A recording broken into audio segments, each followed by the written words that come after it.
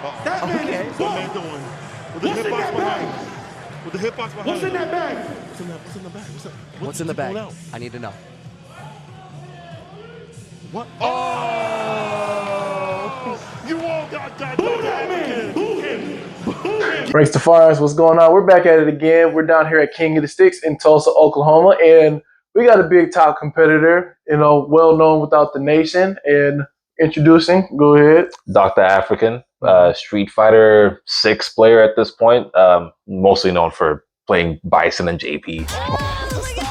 Airhell attack, the end of Punk, and this set comes to a close. Oh my God! The throw was taken, and Dr. Africa expels Budo. Oh! JP, Okay. cheap ass characters. No, I love that. I love that. And honestly, I want to say, just like from your, esports career, what's like some of the biggest accolades that you've accomplished? In East as a player, Yeah. I don't know, man. That's hard. I mean, I've had some. I honestly forget. I've made a lot of topics. I never really won a really big tournament. I've won some tournaments, but not like a CEO or a combo breaker or an Evo, which are the ones that people really care about. But I have the medals. Mm-hmm. But I would say it's hard to say, man. I don't know. I'll say my 9th place at CEO. Okay. Not even the top 8s, my 9th, because I beat a lot of really good players that, for me, that was my progression to prove that I've actually reached level. But yeah, no, I don't know. I don't know how to answer that. No, I mean, I think he answered it pretty well enough because, in general, it's kind of hard to kind of, most people don't reach that kind of level. Or I think about it in the aspect of playing football where some people go Division I, and then after that, it's like, okay, now let's get to the NFL level. It's just like people don't hit that hurdle, or it's like I touched it and then I left. Sometimes you're NFL, but you don't win the Super Bowl. That's what it feels like. I mean, I could beat them, but I never got the trophy. I was actually saying that the King of the Sticks, because I won this one yesterday. That's my first ever trophy, and that's weird because I've beaten a lot of really good people in really big tournaments. I've made it really far. I have a lot of medals, but no trophies. I never realized it until I got that one. It never hit me. I don't have a trophy. It's kind of weird. But yeah, Mm-hmm. And that's crazy. So, and then like just even like from collecting like all the accolades that you have over time, what got you into playing Street Fighter? Like even just gaming in general. I have 2 older brothers. That should probably tell you enough by default, but they are 7 and 9 years older than me. Okay. So from the time I spawned, I had a console. As far as I know, I can't remember a time where we didn't have a console. Mm-hmm. So we played Street Fighter, King of Fighters, FIFA. I mean, you name it. Whatever the game was, we had it. So I still don't know how they got it, but we had it. So I've always played games.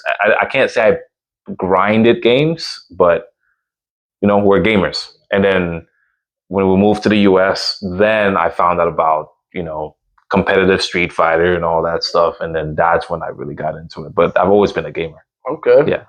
And I know like you said, with your older brothers just playing the game constantly, just always having that in your life. I would say, what was it that when you did come over here that you were just like, you know what, I want to get into the competitive space? Because I mean, growing up, you got Street Fighter. Like I had mine on Super Nintendo. Like you're only playing in the household. Yeah, that's but true. Then it's like, it's other people playing. It's like hosting events. That's you know what, I want to come out there and compete. So it's like, what drove you on that? Like you always been like a competitor, and you just like, I want to measure my talent. No, not that. I think growing up, we didn't have it wasn't standard to have internet of that level at home to where you were gaming with other people. Mm-hmm. The infrastructure wasn't really that, because I grew up in Cameroon, right?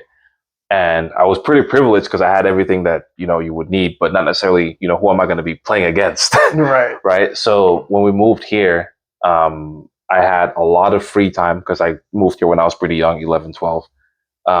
So basically, I think right when I moved here, it was 7th grade, 8th grade, and then high school.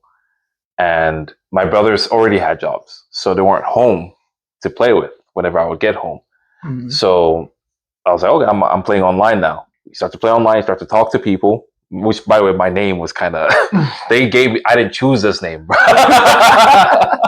They gave me that name. And it was just a natural progression from that point, getting more information by just, progressive interacting with people who were already kind of in the scene. And eventually I got strong enough to where I was looking on YouTube about how to do things. And then you just run into videos. I ran into Daigo versus Justin Wong in Evo 2009 and Street Fighter 4, because that's the game that was out at the time. And I was just watching Daigo throw fireballs for Ryu. This is the craziest thing, because to me, I was like, what? How is he doing that? How is he throwing these fireballs? Every time this guy jumps, he just DPs. Like, this guy can't get in on him. And I showed my brother. I was like, can you, like, look at this? Look at what he's doing. My brother said, he's just throwing fireballs. Anyone could do that. And then it hit me.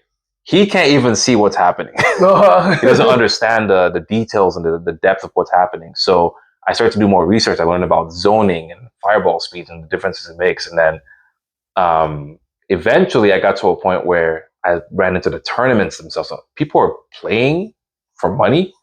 That's bizarre. You can get good at this and make money out of it. I didn't care about that part, though. I just cared about the fact that they were playing for it. So I started to learn more and more, and I progressively got better to a point where I was really high ranked online. I was #1 ranked Dan online on PlayStation. Doesn't mean much. It doesn't mean anything, but that's what it was. And then in college, we started a video game club because we're a bunch of gamers in there as well. And one of my friends said, "Hey, there's this place that people play games. It's a local.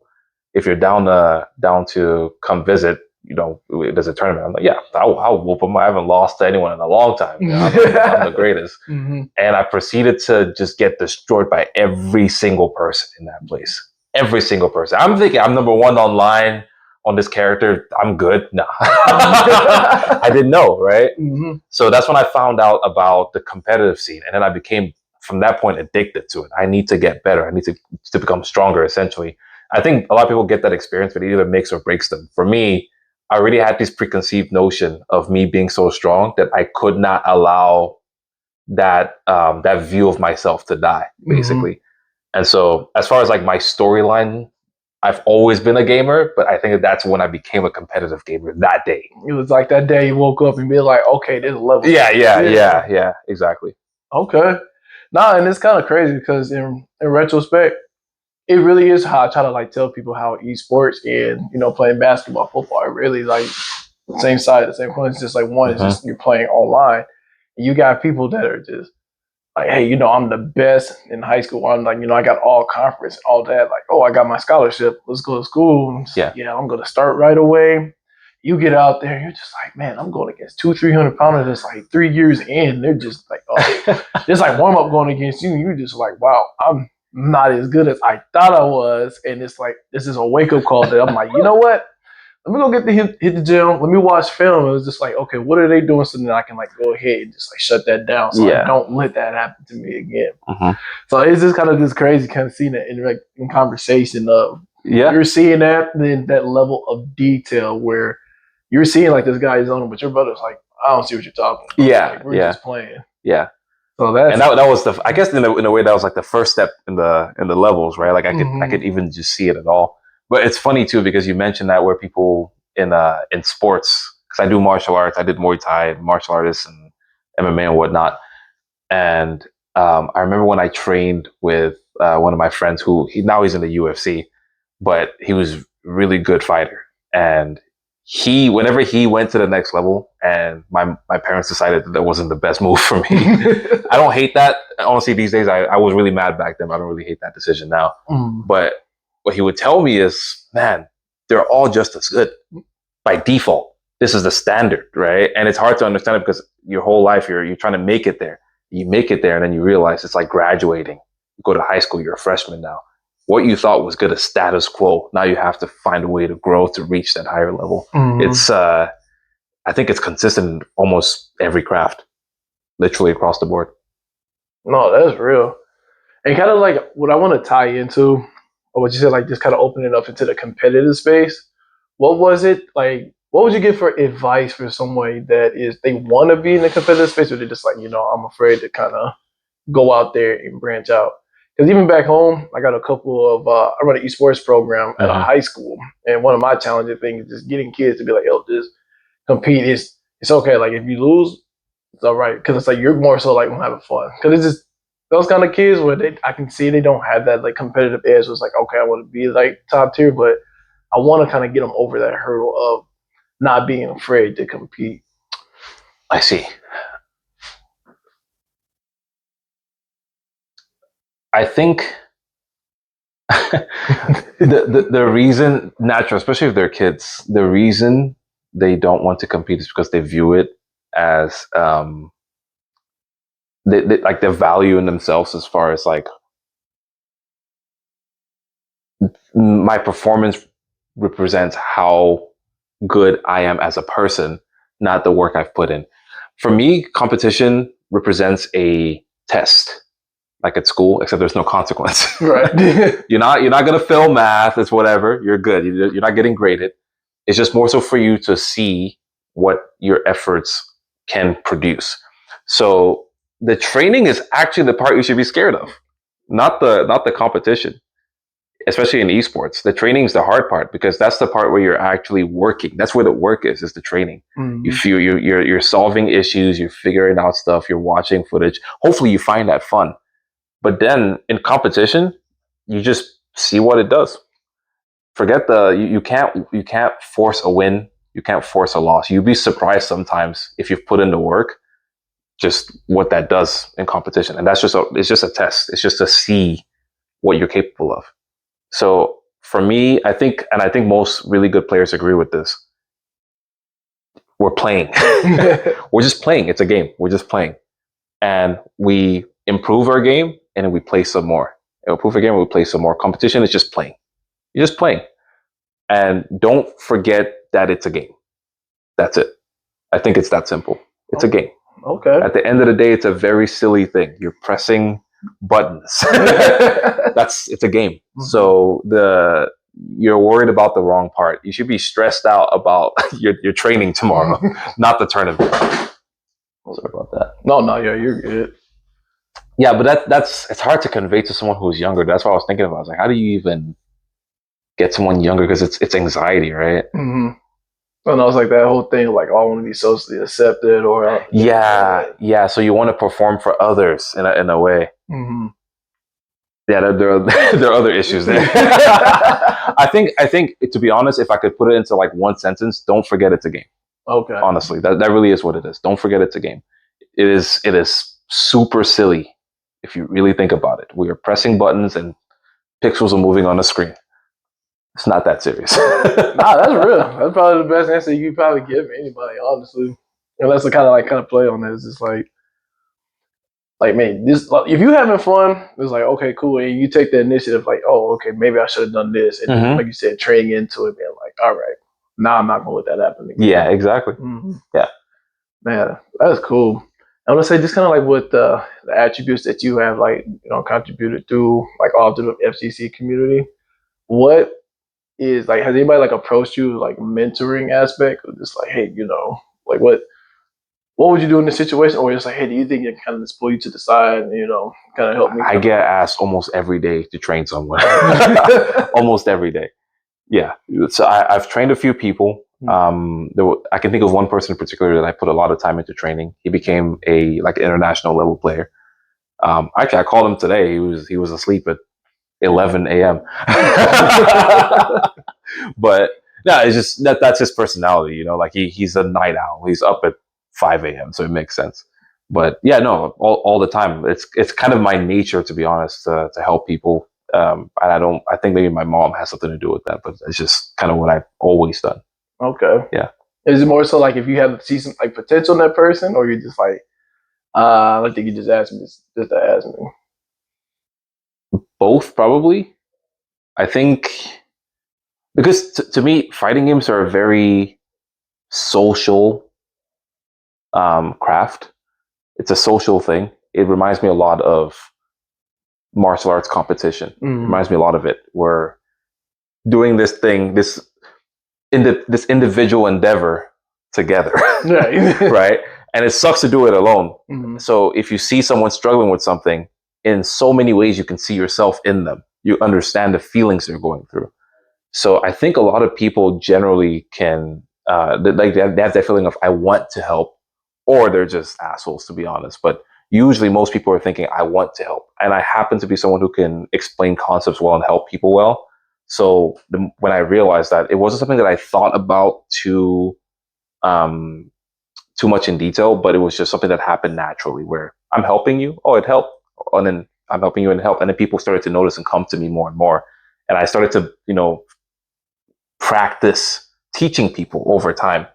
But it was never a thing where it was like, you have potential, I want to help you. I think that just happened through osmosis because I'm just talking to everyone. It's a very social thing, fighting games. So I'm not the type of person who sits in the corner and, I don't know, the whole top player attitude that people have. I never really understood it. It's like, we're pressing buttons. We're pressing buttons. So like, if they're trying to press buttons better, I don't know. Like they're there. It's the same thing that I went through. Okay. Yeah. No, that's dope. I love that. And it's like when it comes to like playing like the new SFX or FS6, what's your play style?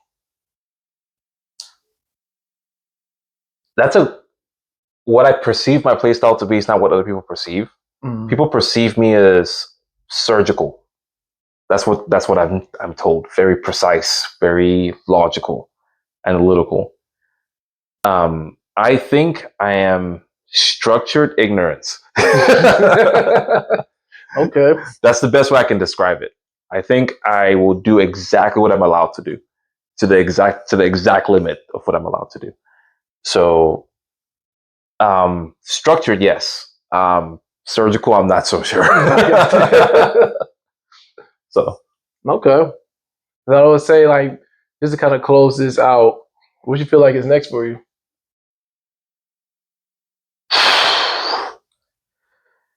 working on this project called EX Dojo, which is helping a lot of I won't say just new players, but a lot of players who are coming up in the scene.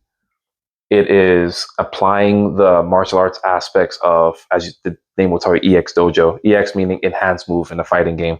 Dojo being the martial arts. I'm taking both parts of my my spirits and combining them, and it has belts like a martial arts would, like a karate. So we have white belt, yellow belt, orange belt, blue belt, red belt, purple belt, brown belt, black belt. So we borrowed the purple from jiu-jitsu because we needed one. But essentially, it's a way for people to grow themselves outside of just online with like just ranked match, where it's just, the way I describe ranked match is that it's like driving on the highway.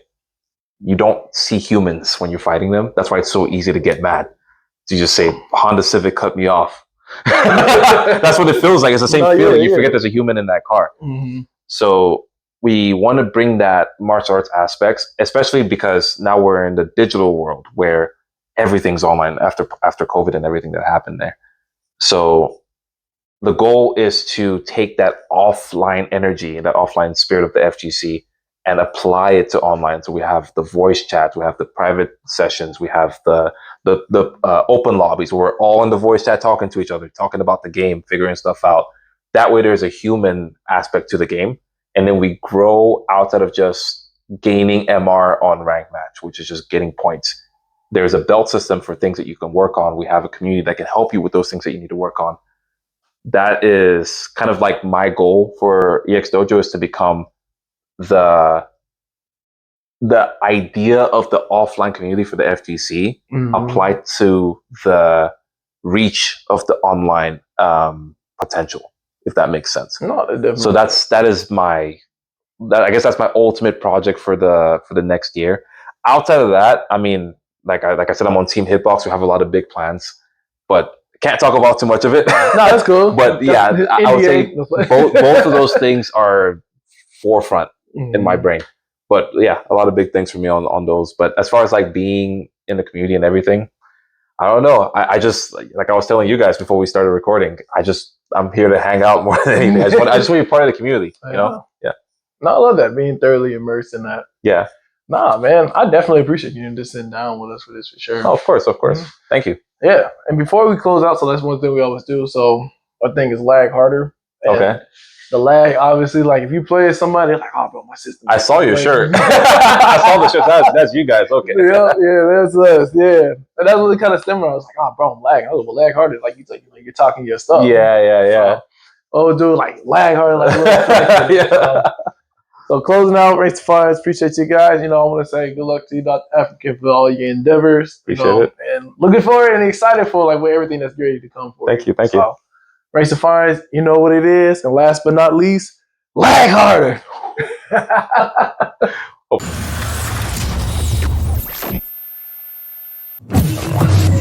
Lag harder. Brain power.